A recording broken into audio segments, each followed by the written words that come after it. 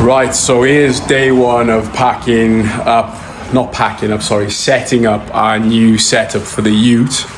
I've got a lithium battery and a bat box from Kings. We kind of went for that because you need the controller inside the regulator to link to the solar, because the normal solar regulator is not compatible with the lithium battery. So he just upsailed me, whatever. But today we're gonna set up the tub rack for the tent. See how we go.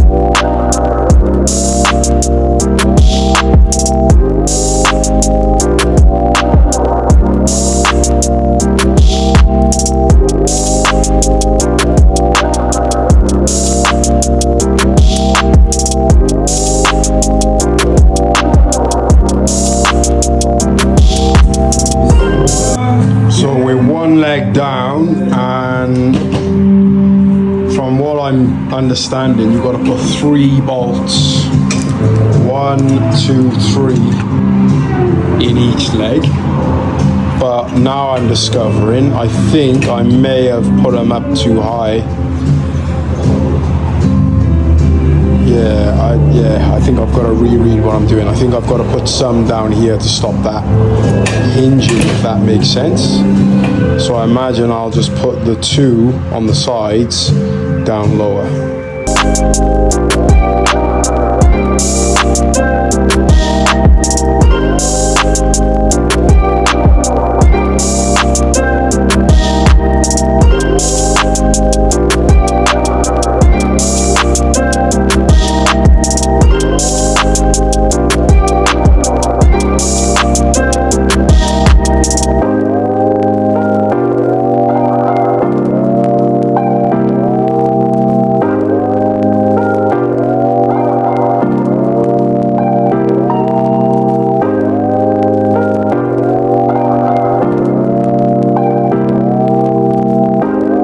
Happy days, all done. Now all I've got to do is put the side pieces on so I can just make some attachments with the accessories, and we're all done. What's going on? So this episode is an unboxing and a finishing making the frame that I've been getting at. But we've had the inflatable tent in the mail.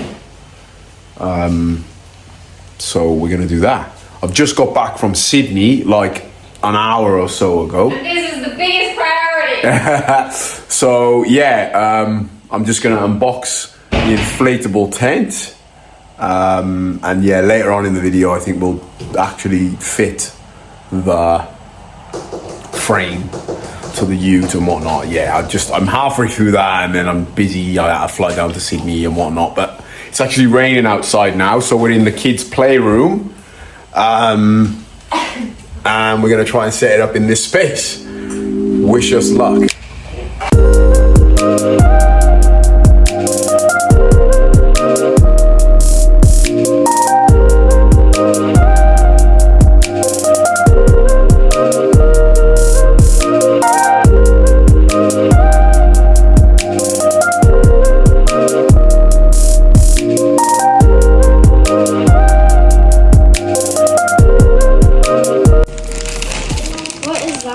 So here we have the pump.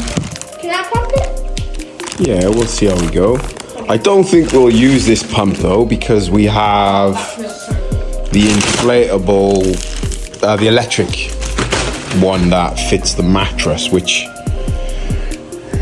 yeah, what am I saying? Yeah, we have an inflatable mattress that has the same fitting, and it's an electric pump that we have that'll do it. So you can see all my suitcase and stuff there from coming back from Sydney, but this is the kids' playroom, so it's obviously really messy. These two are carrying on.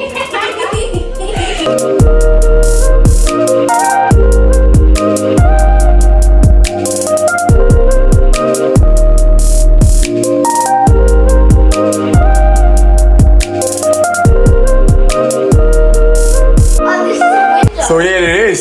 I checked the window. I thought it was the door. We've pumped it up in the living room. It fits. It's 3 meters by 2.5 meters, I believe, or 3 meters by 4 meters, I think. I'll have to look. But anyway, this is us. It's like you just saw a time lapse, but it only took Like 5 minutes. no, not even that. Like a couple of minutes to pump it up. It's not like I thought it was gonna need the electric pump and stuff, like I said, but it was a few pumps and it was there, solid, bang.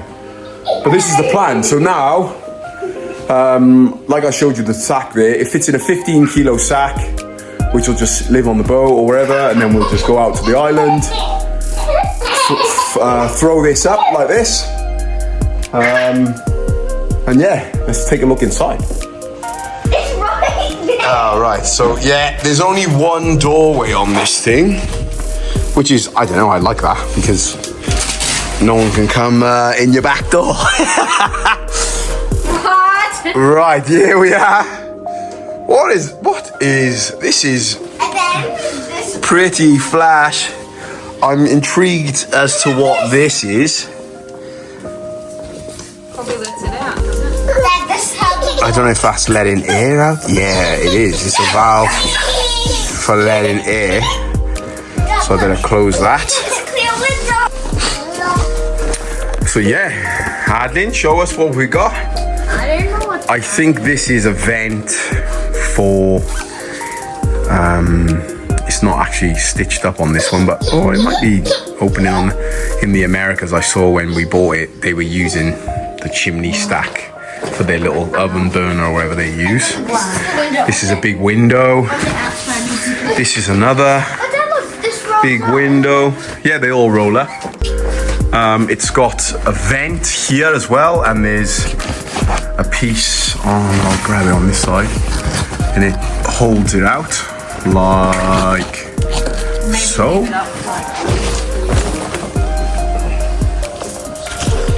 Yeah, but this is really nice. I'm well impressed with this. I'm sleeping in here tonight. You imagine us sleeping on the beach, and there's no swag, obviously. Having to be carried and heavy, and this is really light. 15 kilo bag, like I showed, and we can just. And if we've got it out on the sand, I can imagine this will be quite comfortable to just lay on. More importantly, waterproof.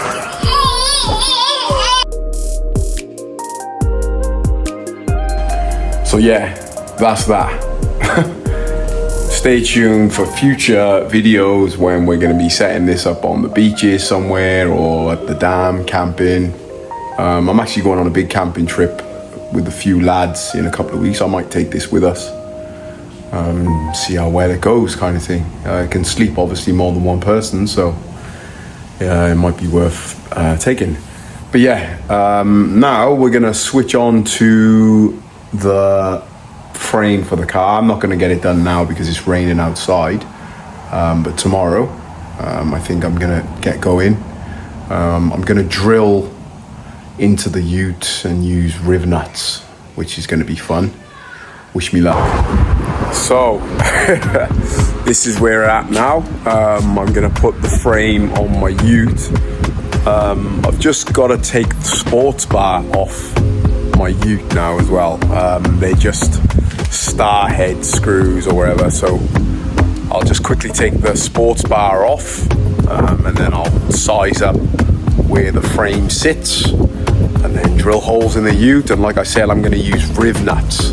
so I don't have to peel back the tub lining and look it underneath. I'm just going to go bang in the top, riv nut in the bottom. If you know what riv nuts are, then you'll know. And then yeah, we'll get it on, see how we go. So the first hurdle was finding the right drill bit for these. I've got a lot of star heads, but just that particular size, I don't know what it was, but I managed to find one. Dusty as all hell and rusty as all hell, but I found one that fits finally. I think, I hope. Yeah, there we go, that'll do.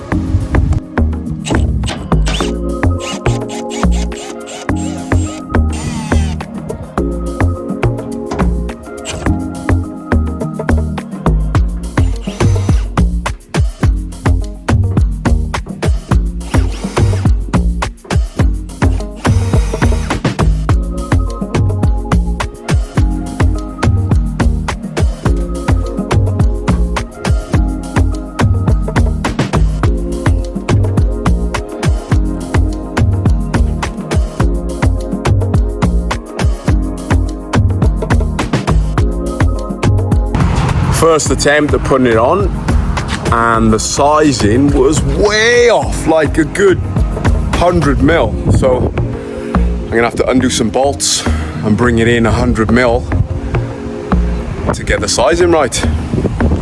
Right, so that's on now. We've resized and re-put it on. Luckily, the bolt holes on the side on the one piece from the sports bar I can use, which is a result, if you ask me. So yeah, now what I'm gonna do is just get it right in place, draw the holes where I'm gonna drill down in, and then I'll put the riv nut in. I bought the riv nut, what would you call it? I suppose just a kit, riv nut kit, I don't know. Yeah, and we'll see how we go. So yeah, like I said, I just used the old bolts from the sports bar. And now it's time to do the most daunting part, is just drill inside, drill into my ute. Let's see how we go. So yeah, we're getting there. Stressful as on my own, because I'm trying to manage that and whatnot. But I've got the holes drilled. I've got the riv nuts. I've had to drill a 10 mil hole to fit the 8 mil riv nut. But like, I've used the tools in the kit, does that make sense? So like, I've used their drill bit and I'm using obviously their riv nuts, but it's not, but it is what it is. But what I've done as well, I've just put a little primer on there as well, just to stop any dramas of rusting or whatever.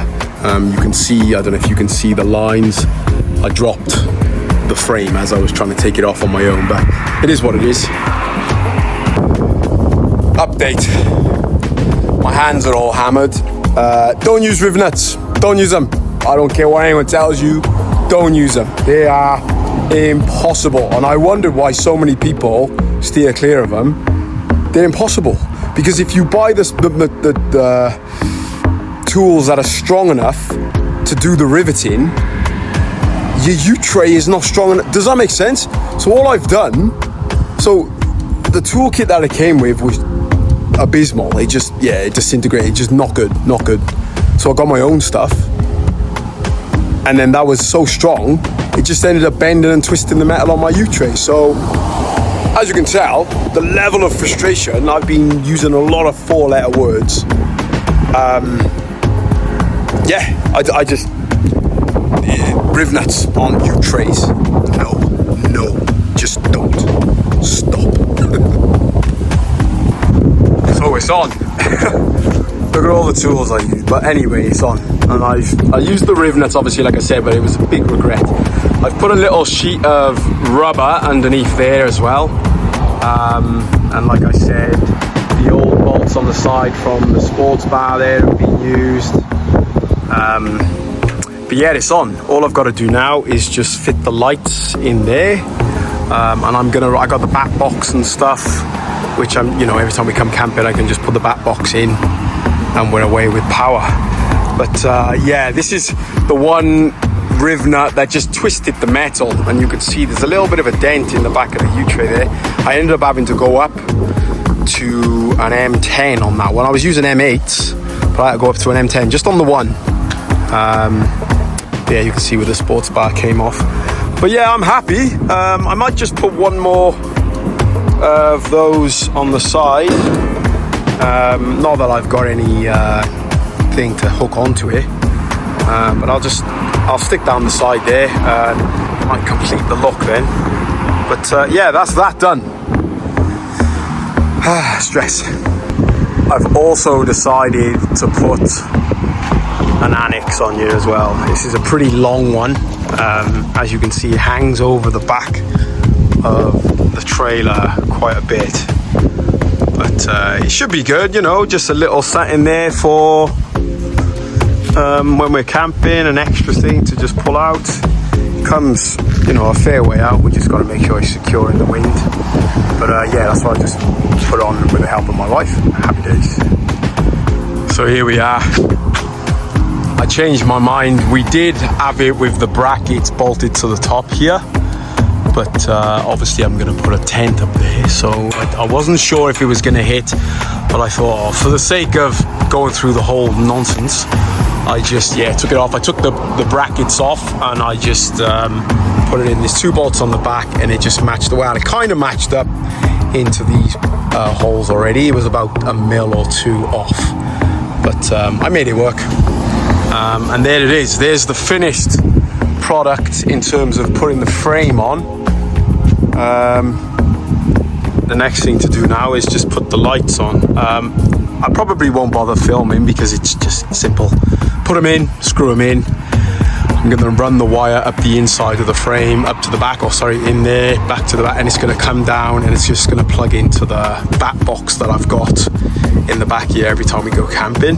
I might, at a later date, I might get an auto lecky as well. You just plumb it down underneath the cab, and I could just put it onto a switch on the dash there, so I can just flick them on the dash, and then obviously if I'm reversing, I need to see behind me, I can flick them on then.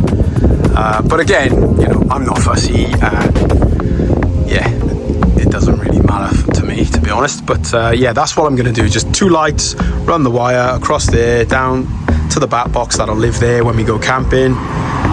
And then yeah, we got lights out the back. The tent will obviously come off, that'll go that way, and yeah, look forward to the next trip.